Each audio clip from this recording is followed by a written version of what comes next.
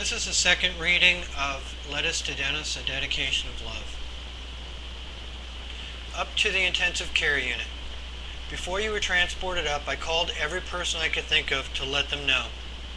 Mom and Dad, my brother Bob, your work, Norman, etc., etc., etc. By the time I got up there, you were awake and alert.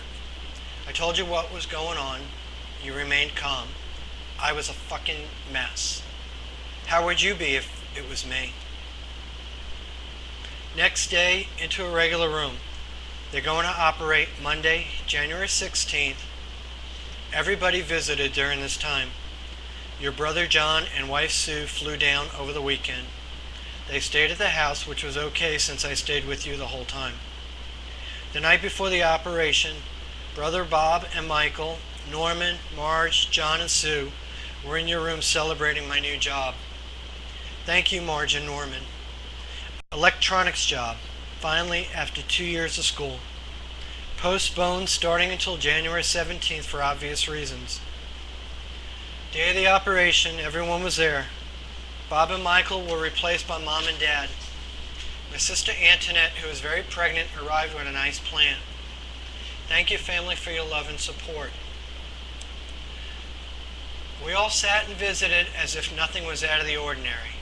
You were supposed to be taken down for surgery at 1 p.m. They were late, of course.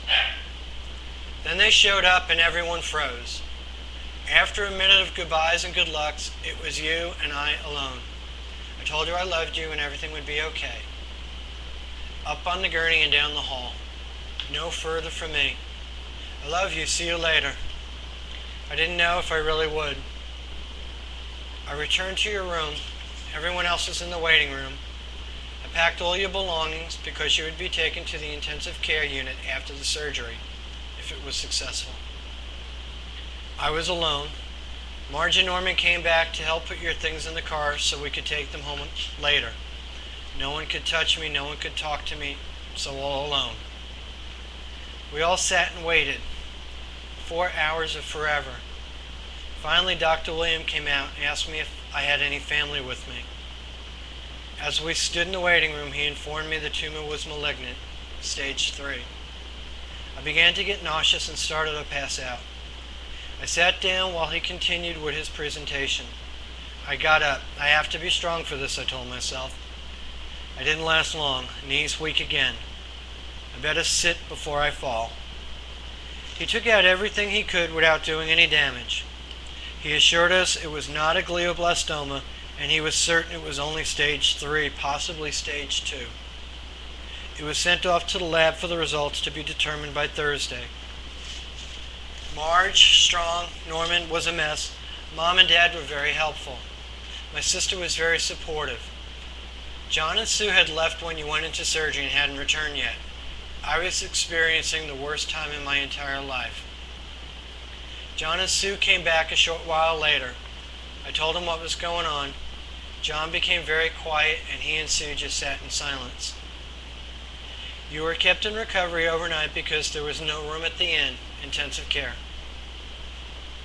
Luckily, Norman, Marge, and I got to see you before we left. You were somewhat alert.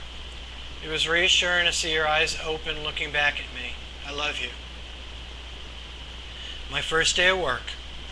I stopped by the hospital at 5:30 a.m. to see you before I was off. You looked better. We talked and you asked me how the operation went. I told you what Dr. Williams said. You cried, I cried. We both calmed and agreed to get through this shit together. Off to work. Every day the same. Up early, staying in the hospital, home to shower, and off to work. After work, back to the hospital. Thursday, Dr. William pays a visit to you, and everyone has been given explicit instructions not to discuss anything with you unless I'm there. I'm carrying a beeper at work, and it goes off. I call, and you're hysterical. Glioblastoma multiforme stage 4. So much for the job. Not important anymore. Later that night, after explaining to Dr. William how he affected you, and by telling you while you were alone, he informed me you only had 6 months to live. What? That's impossible. It just can't be. I won't tell you and maybe you won't die. Friday, Dr. William came at 7 a.m. and popped off your turban. Going home today. You wanted a second opinion, so you called Shands in Gainesville and arranged an appointment for Wednesday. Now what? I guess I have to tell you what I know. And I did. We were both emotional wipeouts the rest of the evening.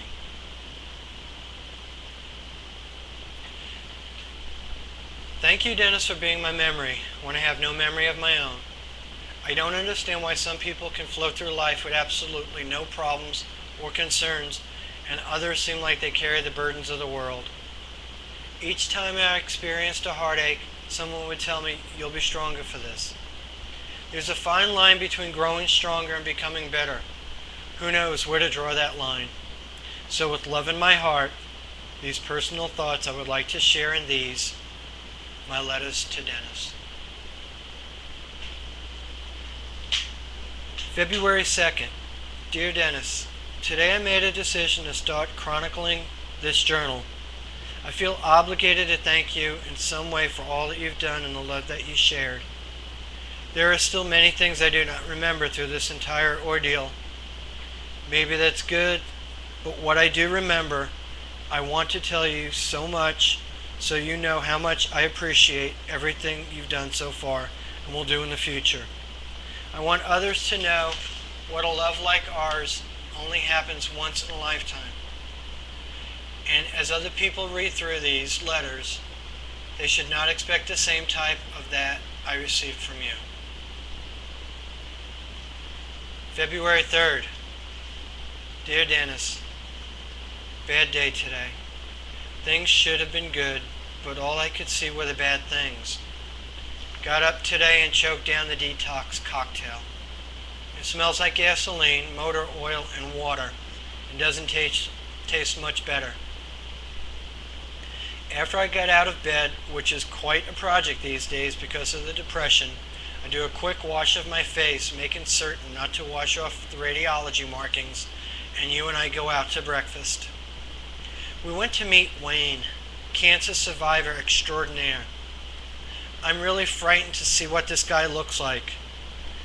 All I had to see is someone who is so positive and psyched, yet physically looks like shit. At the restaurant, all I can do is look at every car that drives by the restaurant and wonder if this one is him. Finally he arrives. I don't know why I knew it was him, I just did. Relatively normal looking guy. Looks like one half of Seals and Cross. He tells me, "Hey brother, isn't it great to be alive?" And I'm thinking, yeah right, slap your hand on the podium, say thank you Jesus, and pass the plate. Wayne starts telling me how thankful he is. What a struggle he had, and picture perfect his life is with his home on the lake, his dog, and great job. So what happened to, I forgot to mention I have cancer. Usually terminal with highly probability of reoccurrence. Then he did exactly what I was fearful of him doing. He took off the beret he was wearing to reveal a huge surgical scar and tells me his hair never grew back after the treatments. That's what I need only hours before going into my first radiation treatment. Am I that shallow and superficial? Apparently so. Here in front of me is someone surviving over 2 years with the exact same cancer I have been diagnosed with and given only 6 months prognosis. I try to keep a positive attitude, but I am so sad all the time. The idea of fighting this for the rest of my life just makes me wonder if I'll ever be able to laugh again.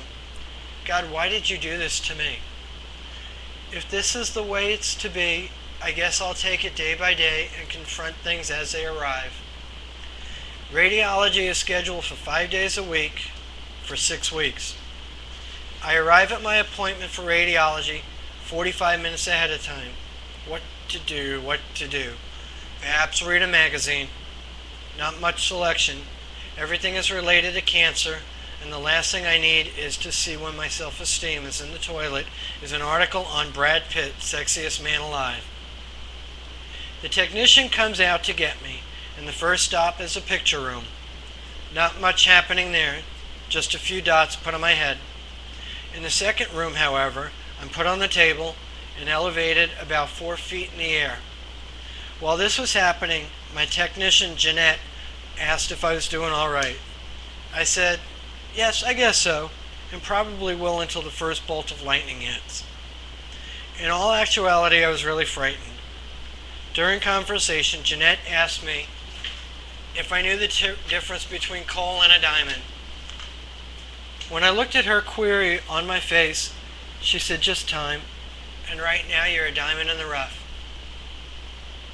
Then I met Dr. Allison, my radiology oncologist, a striking woman who brings with her an air of confidence.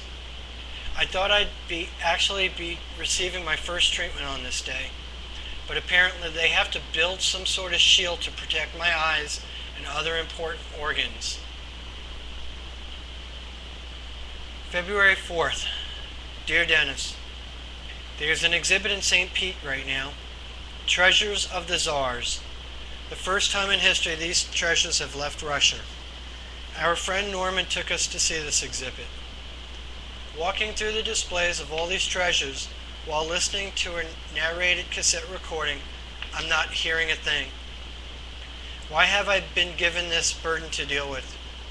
Haven't I had enough crap to deal with during the first 40 years of my life? Now this.